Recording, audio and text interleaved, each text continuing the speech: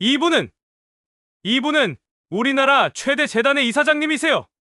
부장의 떨리는 목소리가 은행 로비에 울려 퍼졌다.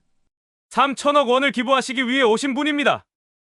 방금까지 영호를 비웃고 무시했던 사람들의 얼굴이 일제히 새하얗게 변했다.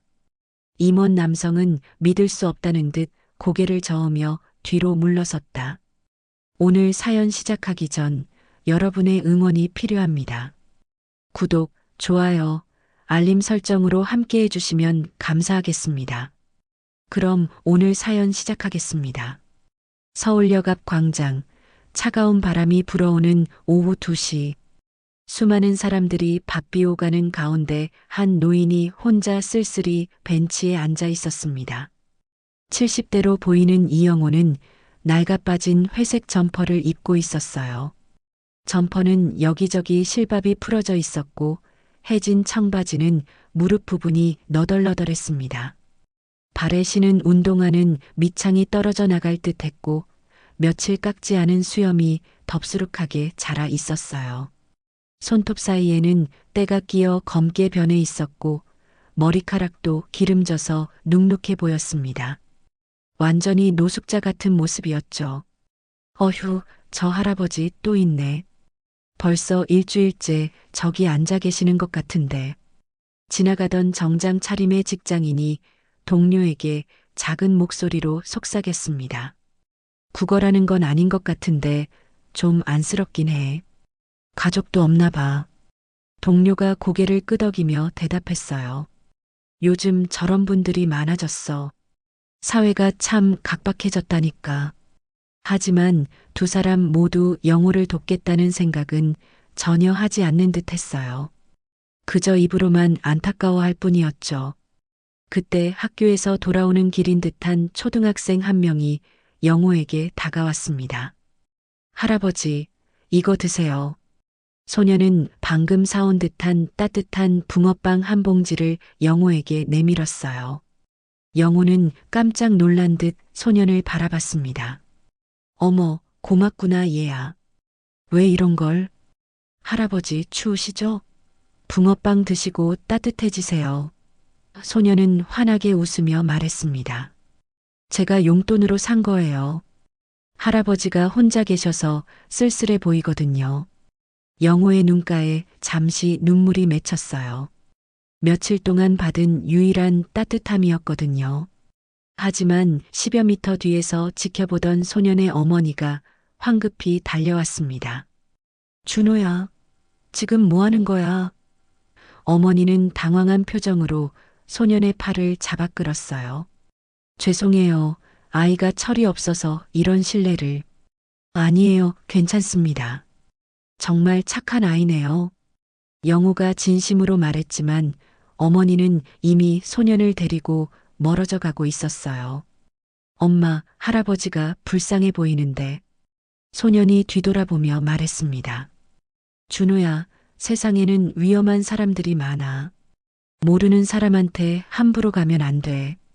어머니의 목소리는 단호했어요. 영호는 혼자 앉아 소년이 준 붕어빵을 바라봤습니다. 온종일 수백 명이 지나갔지만 진심으로 다가온 사람은 그 어린 소년뿐이었거든요. 어른들은 모두 외면했는데 말이에요. 사실 이영호에게는 그 누구도 상상할 수 없는 충격적인 비밀이 있었습니다. 그는 바로 국내 최대 규모 재단의 이사장이었어요. 수십 년간 작은 사업체에서 시작해서 거대한 기업 제국을 쌓아 올린 전설적인 인물이었죠. 그가 운영하는 재단만 해도 매년 수백억 원을 사회에 환원하고 있었고 수만 명의 사람들이 그의 도움을 받고 있었습니다. 그런데 왜 이런 차림으로 거리에 앉아 있을까요? 사람들이 나를 대하는 진짜 방식이 궁금해졌어.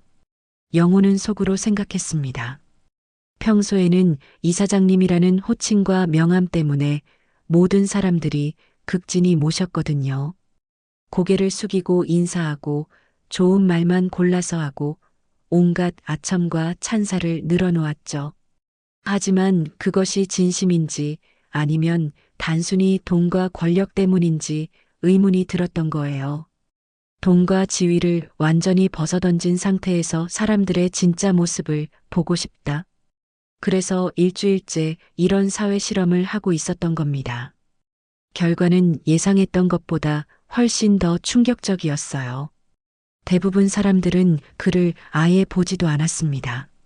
마치 투명 인간처럼 취급했죠. 어떤 젊은 직장인은 친구에게 저런 사람들 때문에 우리 세금이 낭비된다니까라며 혀를 찾고, 또 다른 중년 여성은 지저분해서 보기 싫다며 자리를 옮기기도 했어요. 특히 충격적이었던 건 한 고급 승용차에서 내린 부자로 보이는 남성이었습니다. 그는 영호를 보더니 이런 곳에 저런 사람들이 앉아 있으니까 도시 이미지가 나빠진다며 불쾌한 표정을 지었어요. 하지만 방금 전 그 어린 소녀는 완전히 달랐습니다. 아무런 조건도 계산도 없이 순수한 마음으로 다가왔거든요. 역시 아이들만이 진짜 순수한 마음을 가지고 있구나. 영호는 붕어빵을 한 입 베어 물었습니다. 달콤하고 따뜻한 맛이 입안에 퍼졌어요. 오랜만에 느끼는 진짜 온기였습니다. 그때 한 무리의 고등학생들이 영호 앞을 지나가며 키득거렸습니다. 와, 저 할아버지 진짜 냄새 날 것 같지 않아? 완전 더럽게 생겼네. 사진 찍어서 인스타그램에 올릴까? 야, 그러지 마라. 그래도 사람인데. 영호는 표정 하나 변하지 않고 그들을 바라봤어요. 이미 익숙해진 반응이었거든요. 하지만 마음속으로는 깊은 씁쓸함이 밀려왔습니다. 이것이 현실이구나. 겉모습만 보고 사람을 판단하는 세상이야. 해가 서서히 저물어가자 퇴근 시간이 되면서 더 많은 사람들이 영호 앞을 지나갔습니다. 바쁜 직장인들, 쇼핑백을 든 주부들, 손을 잡고 걷는 연인들까지. 하지만 그 누구도 영호에게 관심을 보이지 않았어요. 모두 못 본 척하며 빠르게 지나가기만 했습니다. 오히려 어떤 중년 남성은 전화 통화를 하며 요즘 저런 사람들이 너무 많아서 문제야. 정부가 대체 뭘 하는 거냐고라며 불만을 터뜨리기도 했습니다. 또 다른 여성은 아이들 교육에 안 좋으니까 저런 사람들 좀 다른 데로 보내면 안 되나? 라고 투덜거렸어요. 영호는 깊은 한숨을 쉬었습니다. 사람들은 정말 겉모습만 보는구나. 내면이나 진짜 가치는 전혀 관심이 없어. 저녁 6시가 되자 광장에는 조명이 켜졌습니다. 영호는 벤치에서 천천히 일어났어요.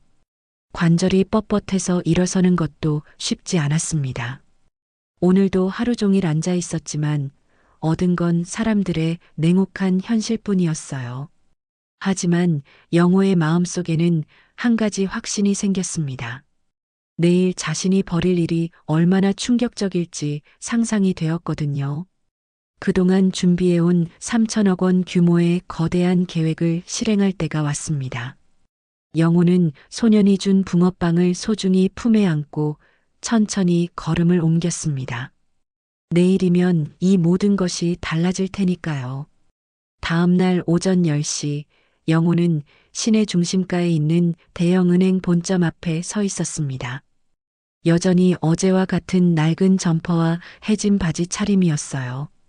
은행 유리문에 비친 자신의 모습을 보니 정말 초라해 보였습니다. 자, 이제 진짜 시험이 시작되는군. 영호는 속으로 중얼거리며 은행 안으로 들어갔습니다. 은행 로비는 깔끔하고 고급스러웠어요. 대리석 바닥이 반짝반짝 빛나고 천장에는 화려한 샹들리에가 걸려 있었습니다. 정장을 차려입은 고객들이 번호표를 뽑고 차례를 기다리고 있었죠. 영호가 들어서자 로비에 있던 사람들의 시선이 일제히 그에게 쏠렸습니다. 수군거리는 소리가 들려왔어요. 어머, 저 사람 뭐야? 노숙자가 은행에 왜 들어와? 경비원은 뭐 하고 있는 거야? 영호는 신경 쓰지 않고 창구로 향했습니다. 창구에는 20대 후반으로 보이는 여직원이 앉아 있었어요. 그녀는 영호를 보자마자 얼굴을 찌푸렸습니다. 어르신, 무슨 일로 오셨나요? 직원의 목소리에는 명백한 거부감이 묻어났어요. 돈을 좀 찾으려고 왔습니다. 영우가 차분하게 말했습니다. 직원은 코웃음을 쳤어요. 어르신, 통장이나 신분증 가져오셨나요? 그리고 정말 죄송한데 계좌가 있으신 건가요?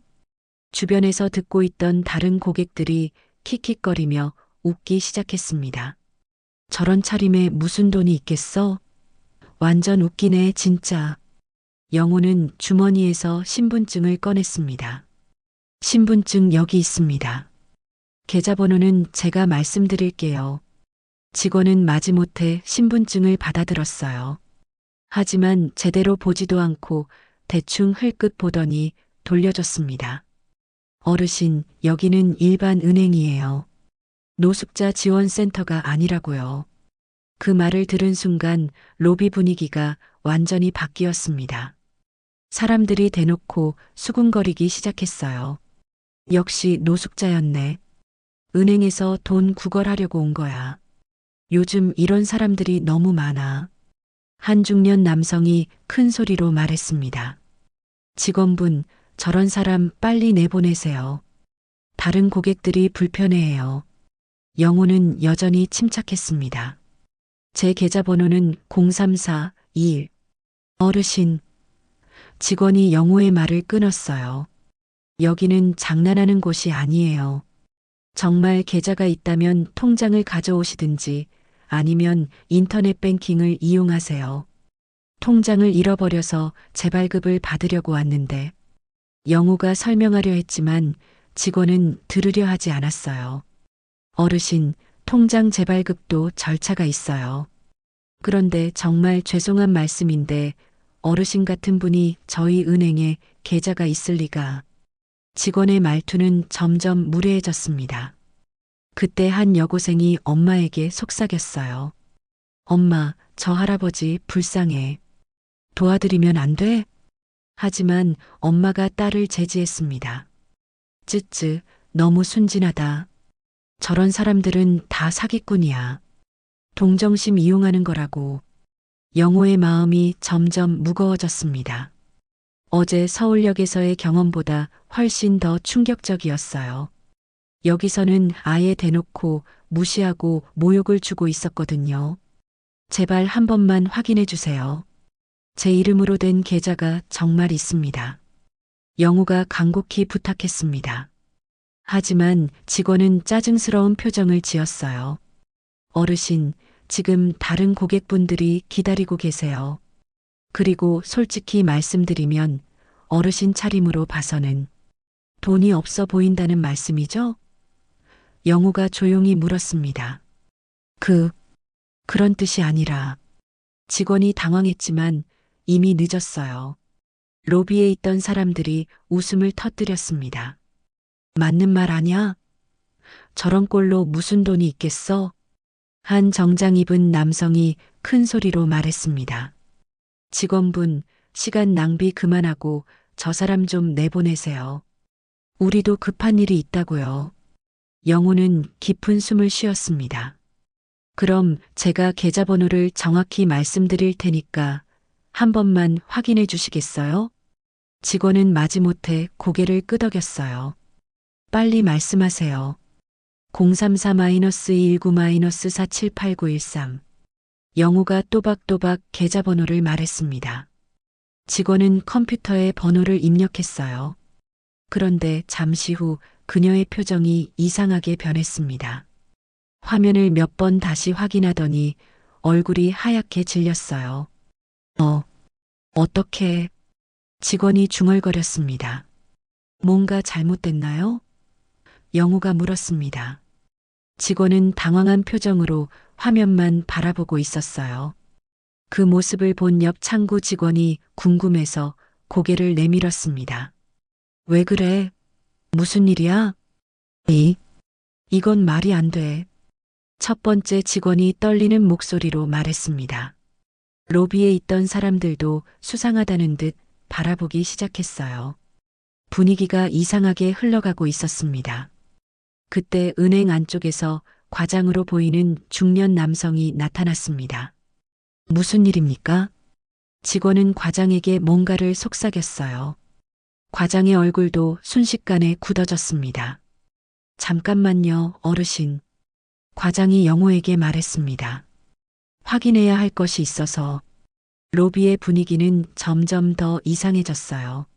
사람들은 서로 눈치를 보며 수군거렸습니다. 뭔가 이상하지 않아? 설마 진짜 계좌가 있는 건 아니겠지?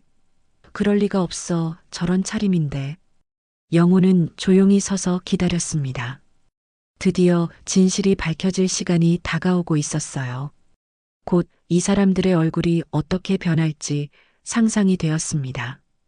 과장은 컴퓨터 화면을 보더니 급히 어디론가 전화를 걸기 시작했어요. 네, 지점장님. 지금 상황이. 과장의 전화 통화가 끝나자 은행 로비의 분위기는 더욱 긴장감이 돌았습니다. 과장은 수화기를 내려놓고 영호를 다시 한번 훑어봤어요. 여전히 믿기지 않는다는 표정이었죠. 어르신, 잠깐만 기다려 주시겠어요? 지점장님이 직접 내려오신다고 하니까. 과장의 목소리에는 당혹감이 묻어나왔습니다. 로비에 있던 고객들은 더욱 궁금해했어요. 뭔데 지점장까지 나와? 설마 진짜 돈이 있는 건 아니겠지? 그럴 리가 없어. 저런 차림인데. 몇 분 후 정장을 단정하게 차려입은 50대 남성이 엘리베이터에서 내려왔습니다. 김 지점장이었어요. 김 지점장은 영호의 모습을 보자마자 눈살을 찌푸렸습니다. 과장님, 이분이 김 지점장이 작은 목소리로 물었어요. 네, 그렇습니다. 과장이 고개를 끄덕였습니다. 김 지점장은 영호에게 다가왔어요. 어르신, 신분증 다시 한번 확인해도 될까요? 영호는 조용히 신분증을 건넸습니다. 김 지점장이 신분증을 자세히 살펴보는 동안 로비의 모든 시선이 그들에게 집중되었어요. 이상하네요. 분명히 맞는데. 김 지점장이 중얼거렸습니다. 그때 창구 직원이 다가와서 뭔가를 속삭였어요. 김 지점장의 얼굴이 점점 굳어졌습니다. 정말요? 확실한가요? 네, 여러 번 확인했는데 틀림없습니다. 직원이 떨리는 목소리로 대답했어요. 그런데 바로 그때 로비 한쪽에서 큰 소리가 났습니다. 야, 저 더러운 할아버지 때문에 우리가 언제까지 기다려야 해? 목소리의 주인은 명품 정장을 입은 30대 남성이었어요. 비싼 시계를 차고 있었고 손에는 고급 가방을 들고 있었습니다. 회사 임원쯤 되어 보이는 모습이었죠. 저 사람 때문에 은행 업무가 다 마비됐잖아요. 남성이 큰 소리로 항의했습니다. 지점장님, 빨리 저 사람 내보내세요. 우리도 급한 일이 있다고요. 다른 고객들도 동조하기 시작했어요. 맞아요. 너무 오래 기다렸어요. 저런 사람이 여기 있는 것 자체가 이상해요. 한 중년 여성이 짜증스러운 목소리로 말했습니다. 요즘 이런 사람들이 은행까지 와서 소동을 피우니 참 곤란해요. 보안이 문제네요. 영호는 이 모든 상황을 조용히 지켜보고 있었어요. 사람들의 반응이 예상했던 것과 정확히 일치했습니다. 겉모습만 보고 판단하고 자신들과 다르다고 생각되면 배척하는 모습 말이에요. 그때 임원 같은 남성이 영호에게 직접 다가왔습니다. 할아버지, 여기는 장난치는 곳이 아니에요. 빨리 나가세요. 저는 정당한 업무를 보러 온 겁니다. 영호가 차분하게 대답했어요. 정당한 업무? 남성이 코웃음을 쳤습니다. 할아버지, 거울 좀 보세요. 그 꼴로 여기서 무슨 업무를 본다는 거예요? 주변 사람들이 웃음을 터뜨렸어요. 맞는 말이네. 현실 파악 좀 하시지. 남성은 점점 더 공격적으로 변했습니다. 솔직히 말해서 할아버지, 여기 고급 은행이에요. 할아버지 같은 분이 올 곳이 아니라고요. 좀 더 적당한 곳으로 가세요. 적당한 곳이라니 무슨 뜻인가요? 영호가 물었습니다. 시립은행이나 새마을 금고 같은데 말이에요. 거기가 할아버지 수준에 맞죠? 남성의 말에는 명백한 차별 의식이 드러났어요. 김 지점장이 난처한 표정으로 중재에 나섰습니다. 고객님, 일단 진정하시고. 지점장님도 답답하시겠어요. 저런 사람 때문에 다른 고객들이 불편해하잖아요. 남성이 지점장에게 말했어요. 빨리 정리하시죠. 그때 또 다른 고객이 끼어들었습니다. 지점장님, 저 사람 신원조회 한번 해보세요. 혹시 정과자는 아닌지 몰라요. 그러게요. 요즘 사기꾼들이 많다던데. 다른 여성 고객이 불안해하며 말했어요. 영호를 둘러싼 사람들의 시선은 점점 더 적대적으로 변했습니다. 마치 범죄자를 보는 듯한 눈빛이었어요. 임원 남성이 다시 영호에게 다가가서 어깨를 밀었습니다. 할아버지, 알아서 나가세요. 아니면 경찰 부를까요? 손대지 마세요. 영호가 조용히 말했지만 남성은 멈추지 않았어요. 뭐? 할아버지 지금 저한테 뭐라고 했어요? 남성의 목소리가 높아졌습니다. 나이만 먹으면 다 어른인 줄 아시나요? 남성이 영호의 어깨를 더 세게 밀었어요. 영호는 중심을 잃고 뒤로 비틀거렸습니다. 어르신. 창구 직원이 놀라서 소리쳤지만 이미 늦었어요. 영호는 뒤에 있던 의자에 부딪히며 바닥에 넘어졌습니다. 머리를 바닥에 부딪혀서 이마에서 피가 흘러내렸어요. 몇몇 사람들이 놀라서 소리쳤지만 대부분은 오히려 영호를 비난했어요. 에휴, 술 취해서 비틀거리나? 연기하는 거 아니야? 괜히 소동 크게 만들고. 남성은 전혀 미안해하지 않았어요. 자기가 넘어진 거잖아요. 저는 살짝 건드린 것뿐인데. 피를 흘리며 바닥에 쓰러진 영호를 보고도 아무도 도와주지 않았습니다. 오히려 더 멀리 떨어져서 구경만 하고 있었어요. 어서 일어나세요, 할아버지. 연기 그만하고. 한 여성이 차가운 목소리로 말했습니다. 119 불러야 하는 거 아니에요? 젊은 직장인이 물었지만 다른 사람이 말렸어요. 괜히 신경 쓰지 마. 저런 사람들은 자주 그래. 김 지점장은 당황해서 어쩔 줄 몰랐어요. 상황이 이렇게까지 번질 줄은 몰랐거든요. 영호는 바닥에서 천천히 일어났습니다.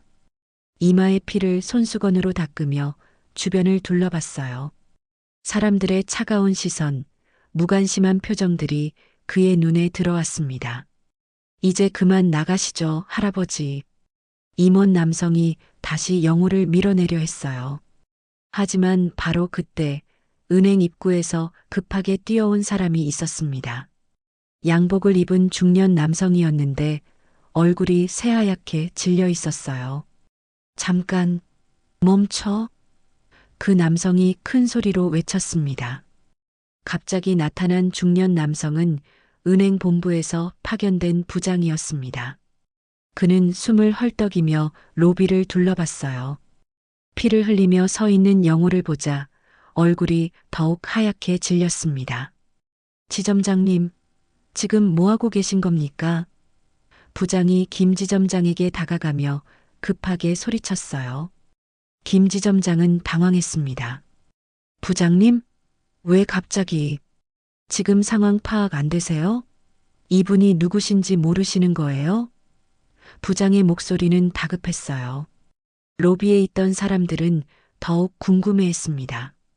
뭔데? 저 노숙자가 뭐 특별한 사람인가? 설마. 임원 남성이 부장에게 다가갔어요. 부장님, 제가 설명해 드릴게요. 저 사람이 여기서 소동을 피워서 제가 정리하려고 했는데. 조용히 하세요. 부장이 임원 남성을 향해 소리쳤습니다. 당신이 뭘 한 건지 알아요? 임원 남성은 어리둥절했어요. 저는 당연한 일을 한 것뿐인데요. 저런 사람이 여기 있는 게 이상하잖아요. 당연한 일? 부장의 목소리가 떨렸습니다.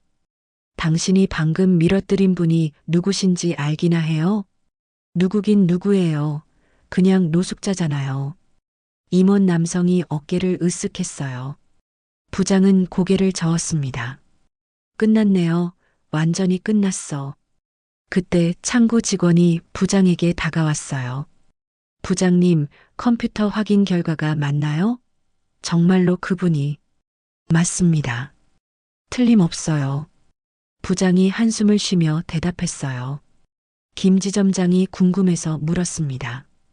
부장님, 도대체 이분이 누구시길래? 부장은 영호를 바라보며 떨리는 목소리로 말했습니다. 이분은 우리나라 최대 재단의 이사장님이세요. 순간 로비가 조용해졌습니다. 사람들은 서로 얼굴을 바라보며 어리둥절해 했어요. 뭐라고요? 임원 남성이 헛웃음을 쳤습니다. 부장님, 농담하시는 거죠? 저런 차림인데 무슨 이사장이에요? 농담이 아닙니다. 부장이 단호하게 말했어요. 그리고 오늘 이분이 여기 오신 이유를 아세요? 3천억 원을 기부하시기 위해서예요. 3천억? 사람들이 웅성거리기 시작했어요. 부장이 계속 설명했습니다.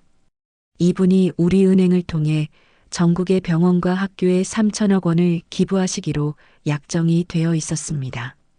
그런데 지금 이게 무슨 상황이에요? 김 지점장의 얼굴이 새하얗게 변했어요.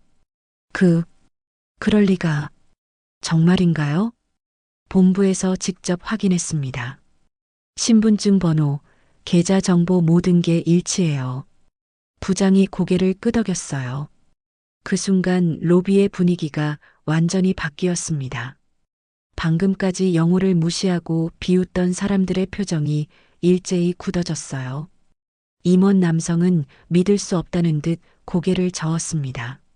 아니에요. 말이 안 돼요. 저런 차림으로 무슨 이사장이에요? 사기치는 거 아니에요? 지금 현실 부정하고 있는 거예요? 부장이 화를 냈습니다. 당신이 방금 밀어뜨린 분이 우리나라에서 손꼽히는 재벌 이사장님이라고요. 다른 고객들도 패닉 상태가 되었어요. 방금까지 영호를 비웃고 무시했던 자신들의 행동이 떠올랐거든요. 어떻게 이런 일이. 중년 여성이 떨리는 목소리로 중얼거렸어요. 우리가 방금 뭘 한 거야? 젊은 직장인이 창백한 얼굴로 친구에게 속삭였어요. 부장은 영호에게 다가가서 깊게 고개를 숙였습니다. 이사장님, 정말 죄송합니다. 이런 일이 일어날 줄 몰랐습니다. 영호는 여전히 이마에 피를 닦으며 조용히 서 있었어요. 괜찮습니다. 괜찮지 않습니다. 부장이 다급하게 말했어요. 이런 대우를 받으시다니. 본부에 보고하면 큰일 날 것 같은데요. 그 말을 들은 김 지점장이 황급히 영호 앞으로 달려왔어요. 이사장님, 정말 죄송합니다. 제가 직원 교육을 제대로 못 시켜서.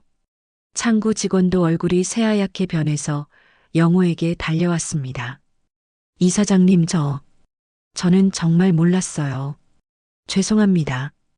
그녀는 영호 앞에 무릎을 꿇고 울기 시작했어요. 제발 용서해 주세요. 저는 정말 몰랐다고요. 임원 남성은 아직도 믿지 못하겠다는 표정이었어요. 아니, 이거 확실한 거예요? 정말로? 부장이 화를 냈습니다. 당신은 지금까지도 의심하고 있는 거예요? 증거를 보여드릴까요? 부장이 휴대폰을 꺼내서 인터넷 검색을 했어요. 그리고 화면을 임원 남성에게 보여줬습니다. 여기 보세요.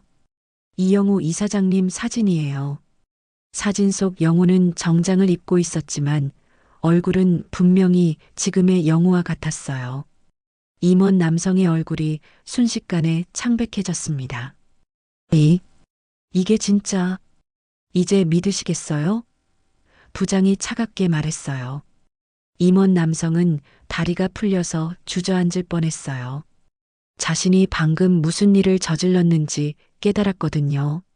로비에 있던 다른 사람들도 마찬가지였어요. 영호를 비웃고 무시했던 모든 사람들이 패닉 상태가 되었습니다. 우리 어떡하지? 방금 뭐라고 말했더라? 완전히 망했다. 한 여성은 영호에게 다가가서 사과하려 했지만 무슨 말을 해야 할지 몰라서 그냥 서 있었어요. 영호는 이 모든 상황을 조용히 지켜보고 있었습니다. 사람들의 태도가 180도 바뀌는 모습을 보며 씁쓸한 미소를 지었어요.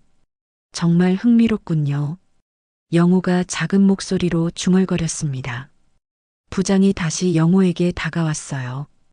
이사장님, 일단 병원부터 가시죠. 머리에서 피가 나고 있잖아요. 괜찮습니다. 별거 아니에요. 영호가 대답했어요. 아니에요, 큰일입니다. 김지점장이 급하게 말했어요. 혹시 뇌진탕이라도 있으면 어떡해요? 당장 병원 가셔야 해요. 임원 남성은 영호 앞에 무릎을 꿇고 애원하기 시작했어요. 이사장님, 제발 용서해 주세요. 저는 정말 몰랐어요. 제가 미쳤었어요. 영호는 그런 임원 남성을 차갑게 내려다봤습니다. 몰랐다고요? 정말 그런가요? 영호의 차가운 질문에 임원 남성은 말을 잇지 못했습니다. 무릎을 꿇고 있던 그의 얼굴은 새하얗게 질려 있었어요. 정말 몰랐다고 하시는군요. 영호가 천천히 말했습니다. 그럼 제가 만약 정말 노숙자였다면 그런 대우를 받아도 괜찮다는 뜻인가요? 임원 남성은 입을 벌렸다가 다시 닫았어요. 대답할 말이 없었거든요. 영호는 로비에 있는 모든 사람들을 둘러봤습니다. 여러분 모두 마찬가지입니다. 저에게 돈이 있다는 걸 알았으니까 이제 태도가 바뀌었죠? 사람들은 고개를 숙이고 아무 말도 할 수 없었어요. 그때 부장이 다급하게 끼어들었습니다. 이사장님, 일단 이런 곳에서 이야기하지 마시고 저희 귀빈실로 오시죠. 제대로 된 응대를 해드리겠습니다. 귀빈실이요? 영호가 웃었습니다. 몇 분 전에는 저를 내쫓으려고 했는데 이제 귀빈실로 모시겠다고요? 김지점장이 식은땀을 흘리며 말했어요.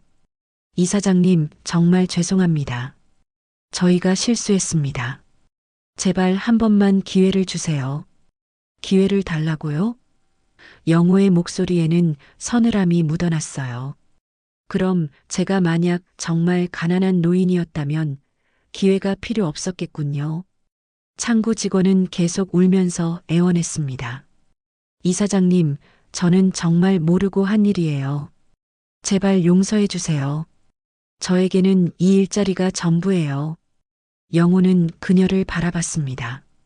모르고 했다고 하지만 사람을 차별하는 건 본능적으로 하신 것 같은데요. 그 말에 직원은 더욱 울음을 터뜨렸어요.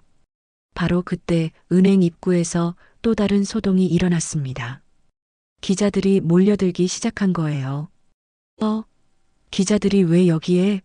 한 고객이 당황해서 말했습니다. 카메라를 든 기자들이 은행 안으로 들어왔어요. 이영우 이사장님 계신가요? 3천억 기부 관련해서 취재 왔습니다.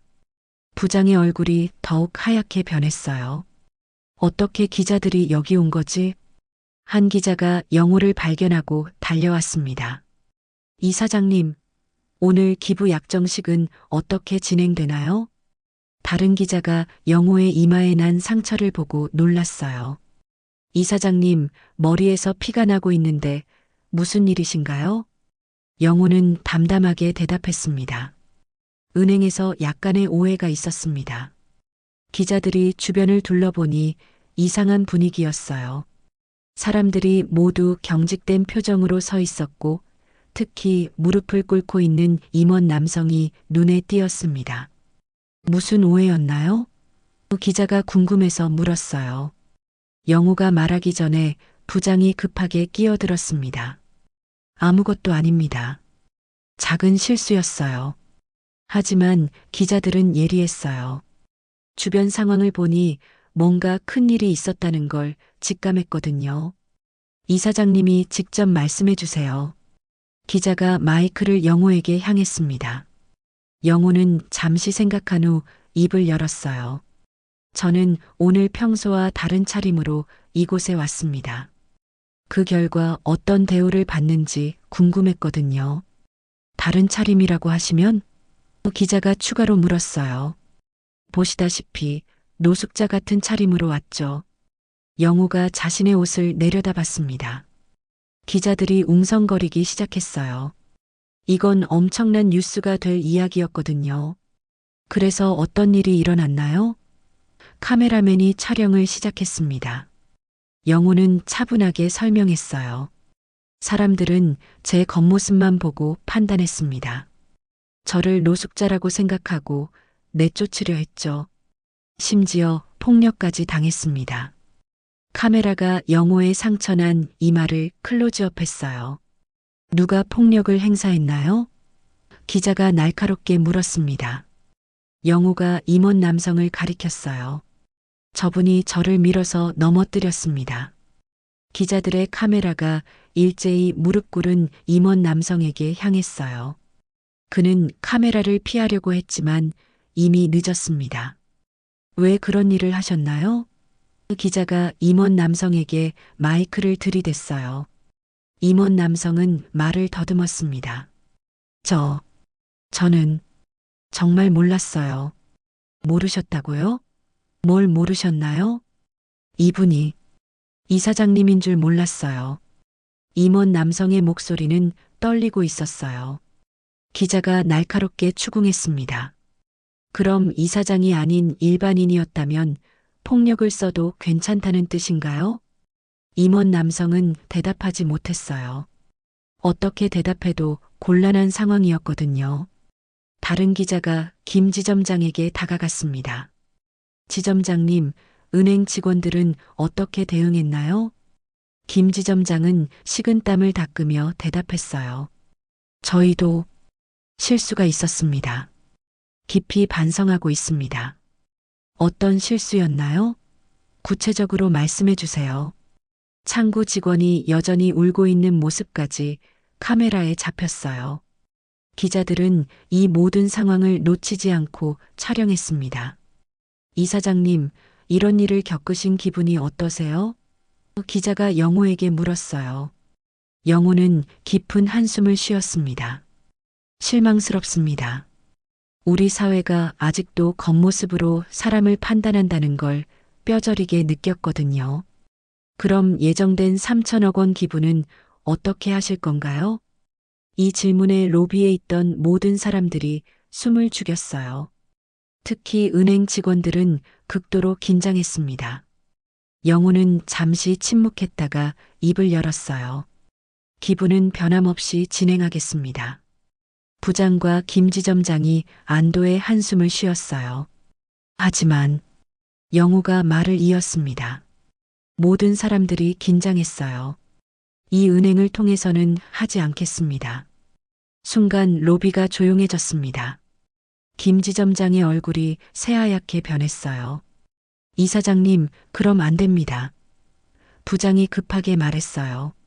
저희가 실수를 했지만 기회를 한 번만 더 주세요. 기회를 달라고요? 영호가 차갑게 말했습니다. 아까는 저에게 기회도 주지 않으셨는데요. 영호의 차가운 선언에 은행 로비는 얼어붙었습니다. 3천억 원이라는 거대한 돈이 다른 은행으로 넘어간다는 뜻이었거든요. 김 지점장은 거의 울 것 같은 표정으로 영호 앞에 무릎을 꿇었어요. 이사장님, 제발요. 저희에게 한 번만 더 기회를 주세요. 제가 책임지고 모든 걸 바로잡겠습니다. 부장도 마찬가지였어요. 이사장님, 본부에 보고하면 저희 모두 해고될 것 같습니다. 정말 죄송합니다. 하지만 영호는 단호했습니다. 돈이 있다고 알았다면 처음부터 이런 대우를 하지 않으셨겠죠? 기자들은 이 모든 상황을 놓치지 않고 촬영했어요. 특히 무릎 꿇고 애원하는 은행 직원들의 모습은 완벽한 장면이었습니다. 이사장님 말씀이 맞습니다. 한 기자가 마이크를 들이대며 말했어요. 만약 정말 가난한 분이었다면 똑같이 대했을 거라는 뜻이죠? 창구 직원이 흐느끼며 대답했어요. 저는 정말 그럴 의도가 아니었어요. 그냥 실수였어요. 실수요? 영우가 냉소적으로 웃었습니다. 사람을 차별하는 게 실수라고 하시는군요. 그때 임원 남성이 갑자기 일어서서 소리쳤어요. 이건 함정이잖아요. 일부러 저런 차림으로 와서 우리를 시험한 거잖아요. 모든 시선이 그에게 쏠렸어요. 기자들의 카메라도 마찬가지였습니다. 함정이라고요? 영우가 차분하게 물었어요. 그렇잖아요. 이사장이면서 왜 일부러 저런 차림으로 와서 사람들을 혼란스럽게 만드는 거예요? 임원 남성은 오히려 당당해졌어요. 이건 사기나 다름없어요. 로비에 있던 몇몇 사람들이 고개를 끄덕였어요. 임원 남성의 말에 동조하는 분위기였습니다. 맞아요. 왜 일부러 그런 차림으로 온 거예요? 한 중년 여성이 목소리를 높였어요. 정상적으로 왔으면 이런 일이 없었을 텐데요. 다른 고객도 불만을 표했습니다. 영우는 이런 반응을 예상했다는 듯 침착했어요. 그럼 여러분은 제가 어떤 차림을 해야 존중받을 자격이 있다고 생각하시나요? 임원 남성이 대답했어요. 당연히 이사장답게 차려입고 와야죠. 그래야 우리가 알아보고 제대로 대접하죠. 아, 그럼 옷이 사람의 가치를 결정한다는 말씀이시군요. 영호의 목소리는 여전히 차가웠어요. 그런 게 아니라 임원 남성이 말끝을 흐렸어요. 기자가 날카롭게 끼어들었습니다. 그럼 가난한 사람은 존중받을 자격이 없다는 뜻인가요? 임원 남성은 말을 더듬었어요. 그런 뜻이 아니라 상황에 맞게 행동해야죠. 상황에 맞게요? 영우가 반문했습니다. 그럼 가난하면 은행에 올 자격이 없다는 건가요? 아니에요.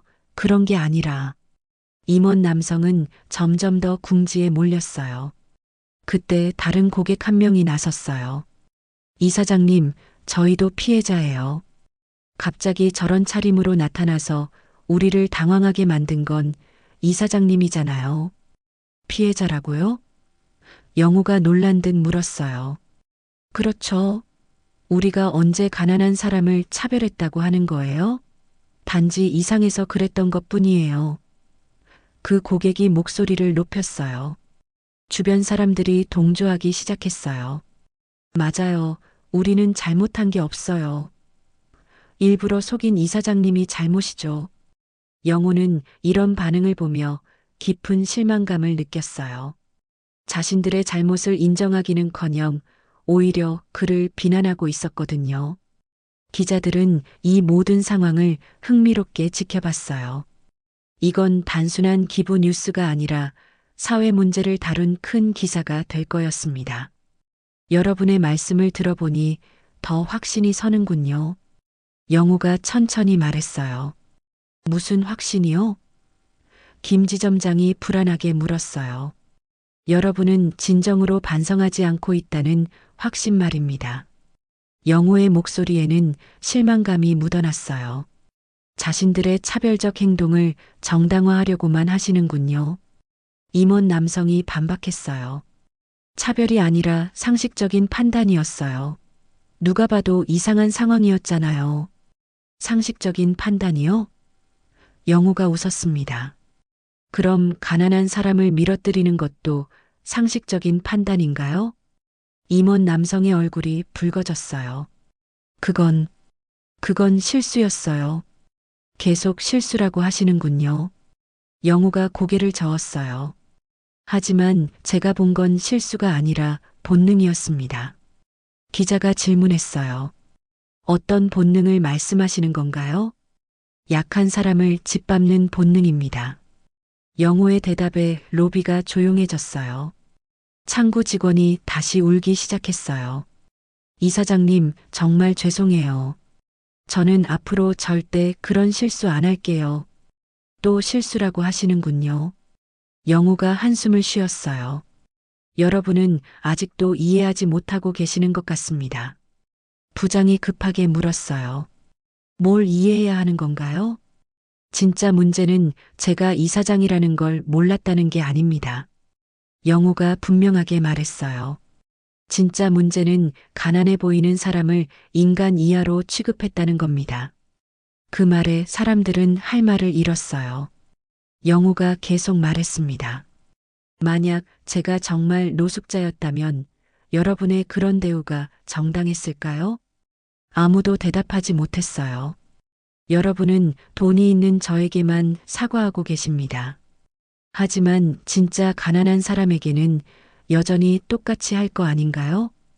영호의 질문에 사람들은 고개를 숙였어요. 기자가 마이크를 들이대며 물었어요. 이사장님, 그럼 정말 이 은행과는 거래하지 않으시겠다는 건가요? 영호는 단호하게 고개를 끄덕였어요. 네, 그렇습니다. 3천억 원 기부는 다른 은행을 통해 진행하겠습니다. 김지점장이 절망적인 표정으로 울부짖었어요. 이사장님, 제발 다시 한 번만 생각해 주세요. 하지만 영호의 결심은 확고했습니다. 결정은 이미 내렸습니다. 영호의 확고한 결정에 은행 로비는 절망적인 분위기로 바뀌었습니다. 3천억 원이라는 거대한 거래를 잃게 된 은행 직원들의 얼굴은 새하얗게 질려 있었어요. 기자들은 이 역사적인 순간을 놓치지 않으려고 더욱 적극적으로 촬영했습니다. 이사장님, 마지막으로 하고 싶은 말씀이 있으시다면? 영호는 잠시 생각한 후 주머니에서 정식 서류를 꺼냈어요. 3천억 원 기부 약정서였습니다. 이 서류를 보시죠. 기자들의 카메라가 서류에 집중되었어요. 확실히 엄청난 금액이 적혀 있었습니다. 3천억 원 기부는 약속대로 진행됩니다. 영호가 분명하게 말했어요. 하지만 이 은행을 통해서는 절대 하지 않겠습니다. 김지점장이 바닥에 주저앉으며 울부짖었어요. 이사장님, 저희 은행이 망합니다. 제발 한 번만 더 기회를 주세요. 부장도 마찬가지로 절망적인 표정이었어요. 본부에 보고하면 저희 모두 해고될 겁니다. 정말 죄송합니다. 그때 영호가 서류를 찢기 시작했습니다. 3천억 원 기부 약정서를 조각조각 찢어버리는 거였어요. 사람들이 일제히 비명을 질렀어요. 이사장님, 뭘 하시는 거예요? 부장이 급하게 말렸지만 이미 늦었어요.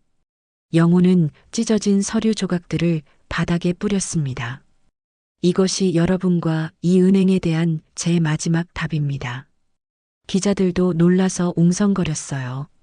정말 파기하시는 건가요? 다른 은행으로 가시는 거죠? 네, 그렇습니다. 영호가 단호하게 대답했어요. 그 순간 임원 남성이 갑자기 일어서서 소리쳤어요. 이건 너무하잖아요. 우리가 뭘 그렇게 잘못했다고 이렇게까지 하는 거예요? 영호는 그를 차갑게 바라봤어요. 아직도 모르시겠나요? 뭘 모른다는 거예요? 우리는 그냥 상식적으로 행동한 것뿐이에요. 임원 남성이 흥분해서 말했어요. 상식적으로요? 영호가 반문했습니다. 그럼 제게 질문 하나 하겠습니다. 로비에 있던 모든 사람들이 숨을 죽이고 들었어요. 만약 여러분의 아버지나 할아버지가 저와 같은 차림으로 이곳에 오셨다면 똑같이 대했을 건가요? 그 질문에 사람들은 할 말을 잃었어요. 영호가 계속해서 말했습니다. 여러분은 사람의 가치를 돈과 겉모습으로만 판단했습니다. 그것이 얼마나 잘못된 일인지 아직도 모르시는군요. 임원 남성이 버럭 소리쳤어요. 그럼 이사장님은 완벽하시다는 거예요? 우리만 잘못했다는 거예요? 저는 완벽하지 않습니다. 영호가 침착하게 답했어요. 하지만 적어도 사람을 돈으로 평가하지는 않습니다. 말도 안 돼요. 돈이 없으면 어떻게 살아요? 현실을 모르는 소리예요. 임원 남성이 더욱 흥분했어요. 기자가 그에게 마이크를 들이댔어요. 그럼 가난한 사람은 인격적 대우를 받을 자격이 없다는 말씀인가요? 그런 게 아니라. 하지만 현실적으로 임원 남성이 말을 더듬었어요. 영우가 단호하게 말했습니다. 바로 그런 생각이 문제입니다. 현실적이라는 핑계로 차별을 정당화하고 계시는 거예요. 창구 직원이 다시 울면서 애원했어요. 이사장님, 저는 정말 앞으로 안 그럴게요. 제발 기회를 주세요. 기회를 달라고요? 영호의 목소리에는 씁쓸함이 묻어났어요. 그럼 진짜 가난한 사람들에게도 똑같이 기회를 주시겠어요? 직원은 대답하지 못했어요. 영호가 로비에 있는 모든 사람들을 둘러봤습니다. 여러분이 오늘 보여준 모습이 바로 우리 사회의 민낯입니다. 돈이 있으면 떠받들고 없으면 집 밟는 것이죠. 한 중년 여성이 변명했어요. 하지만 이사장님도 이해하셔야 해요. 요즘 세상이 얼마나 험한데 험한 세상이라는 핑계로 또 정당화하시는군요. 영호가 한숨을 쉬었어요. 기자가 질문했어요. 이사장님, 그럼 이 사건을 통해 무엇을 말씀하고 싶으신가요? 영호는 잠시 침묵한 후 입을 열었어요. 사람의 진짜 가치는 돈이나 지위에 있지 않습니다. 다른 사람을 어떻게 대하느냐에 있죠. 그럼 이 경험을 통해 무엇을 깨달으셨나요? 다른 기자가 물었어요. 우리 사회가 얼마나 병들어 있는지 확인했습니다. 영호의 대답은 무거웠어요. 겉으로는 평등을 말하지만 실제로는 철저한 차별 사회입니다. 김 지점장이 마지막으로 애원했어요. 이사장님, 정말 마지막입니다. 저희에게 한 번만 더 기회를 주세요. 모든 걸 바꾸겠습니다. 영호는 고개를 저었어요. 이미 늦었습니다. 여러분의 진짜 모습을 봤거든요. 그러자 임원 남성이 화를 내며 소리쳤어요. 그럼 이사장님은 성인군자시라는 거예요? 우리만 나쁜 사람이라는 거예요? 저는 성인군자가 아닙니다. 영우가 차분하게 말했어요. 하지만 최소한의 인간다움은 지키려고 노력합니다. 인간다움이라고요? 임원 남성이 비웃었어요. 그럼 속이는 건 인간다운가요? 거짓말하는 건 인간다운가요? 영우가 그를 똑바로 바라봤어요. 저는 거짓말한 적이 없습니다. 단지 여러분이 겉모습에 속았을 뿐이죠. 기자들은 이 모든 논쟁을 생중계하고 있었어요. 시청자들도 실시간으로 이 상황을 지켜보고 있었습니다. 영우가 마지막으로 선언했어요. 3천억 원 기부는 약속대로 진행하겠습니다. 하지만 이 돈은 진짜 도움이 필요한 사람들, 그리고 차별받지 않는 세상을 만드는 데 쓰이겠습니다. 어디에 기부하실 건가요? 기자가 물었어요. 노숙자 지원센터, 소외계층 의료 지원, 그리고 인권 교육 프로그램에 쓰겠습니다. 영호의 답은 확고했어요. 그 말을 들은 은행 직원들과 고객들은 더 이상 할 말이 없었어요. 자신들의 행동이 얼마나 부끄러운 일이었는지 비로소 깨닫기 시작했거든요. 영호는 마지막으로 그들을 바라보며 말했습니다. 오늘 일을 교훈으로 삼으시길 바랍니다. 사람을 판단할 때는 겉모습이 아니라 마음을 보세요. 영호의 마지막 말을 끝으로 은행을 떠난 지 일주일이 지났습니다. 그동안 언론에서는 이 사건이 연일 화제가 되었어요. 노숙자로 변장한 재벌 이사장의 사회 실험이라는 제목으로 전국적인 이슈가 되었습니다. 영호는 약속대로 다른 은행에서 3천억 원 기부 절차를 진행했어요. 하지만 이번에는 평상복을 입고 정식으로 방문했습니다. 새로운 은행의 직원들은 영호를 극진히 모셨죠.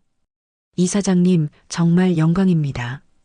저희 은행을 선택해 주셔서 감사합니다. 새 은행의 지점장이 깍듯이 인사했어요.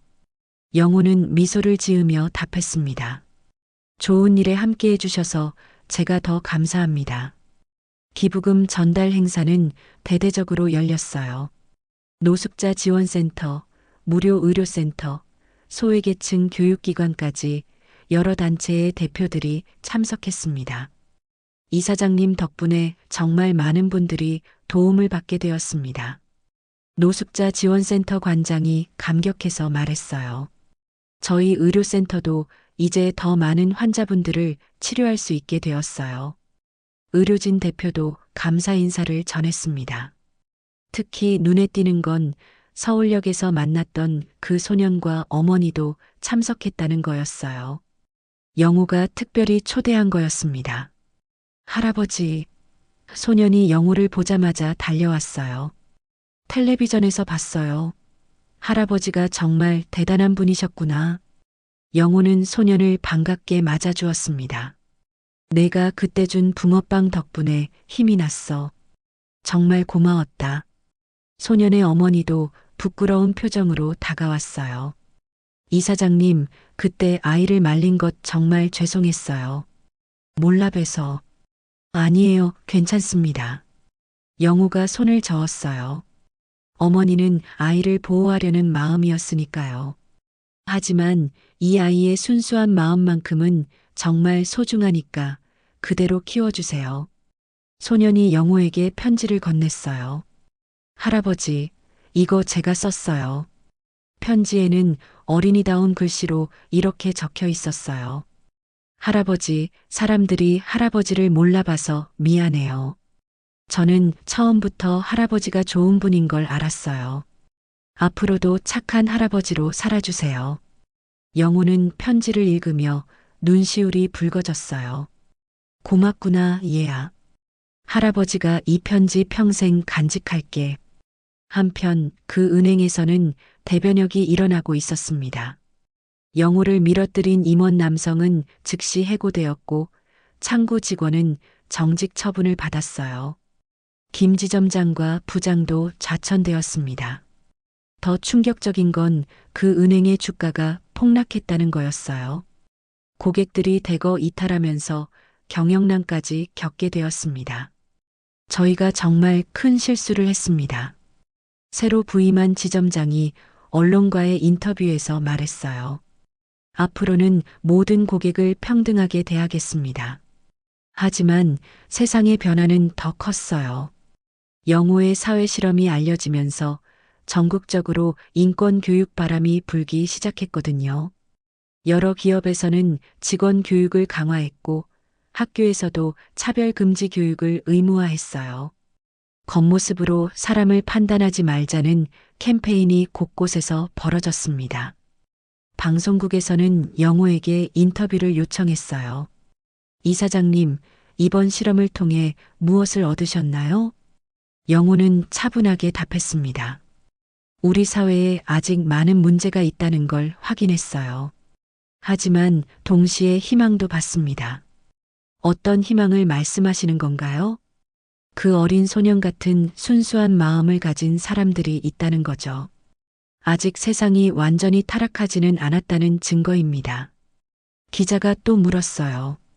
앞으로도 이런 실험을 계속하실 건가요? 실험은 끝났어요. 영우가 미소를 지었습니다. 이제는 진짜 변화를 만드는 일에 집중하겠습니다. 몇 달 후 영우는 다시 서울역 광장을 찾았어요. 이번에는 정장을 입고 말이죠. 그곳에는 새로운 간판이 설치되어 있었어요. 모든 사람은 평등합니다라고 적힌 표지판이었습니다. 광장에는 여전히 노숙자분들이 계셨어요. 하지만 예전과는 달리 시민들의 시선이 따뜻해진 걸 느낄 수 있었습니다. 몇몇 사람들이 도시락을 나눠주고 있었고 자원봉사자들도 늘어났어요. 영우는 벤치에 앉아 이 모든 변화를 지켜봤습니다. 한 젊은 직장인이 노숙자 할아버지에게 따뜻한 커피를 건네는 모습, 학생들이 정중하게 인사하는 모습까지 작지만 의미 있는 변화들이었어요. 이사장님, 뒤에서 익숙한 목소리가 들렸어요. 그 소년이었습니다. 어머, 우리 착한 친구. 영우가 반갑게 맞아주었어요.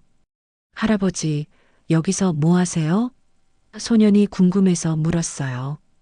변화된 세상을 보고 있단다. 영우가 주변을 가리키며 말했어요. 내가 그때 보여준 따뜻한 마음이 이렇게 큰 변화를 만들어냈구나. 소년은 고개를 갸우뚱했어요. 제가 뭘 했어요? 내가 할아버지에게 보여준 진짜 사랑이 세상을 바꾼 거야. 영우가 소년의 머리를 쓰다듬었어요. 해가 저물어가자 영우는 벤치에서 일어났습니다. 이번에는 모든 사람들이 그를 알아보고 정중하게 인사했어요. 하지만 영우가 정말 기뻐한 건 따로 있었습니다.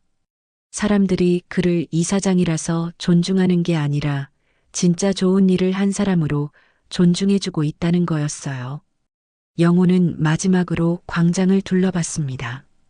이제 이곳은 차별과 무관심의 공간이 아니라 따뜻함과 배려가 넘치는 곳이 되어 있었어요. 정말 변했구나. 영우가 혼자 중얼거렸습니다. 아직 갈 길은 멀지만 시작은 됐어. 영우는 만족스러운 미소를 지으며 집으로 향했습니다. 3천억 원이라는 돈보다 훨씬 더 값진 변화를 이뤄낸 거였거든요. 사람들의 마음속에 진짜 따뜻함을 심어준 건 말이에요. 오늘 사연을 들어주셔서 고맙습니다. 공감해 주시고 마음을 나눠주셔서 더 따뜻한 시간이 되었습니다. 구독과 좋아요, 알림 설정, 그리고 댓글은 저에게 큰 격려가 됩니다. 감사합니다.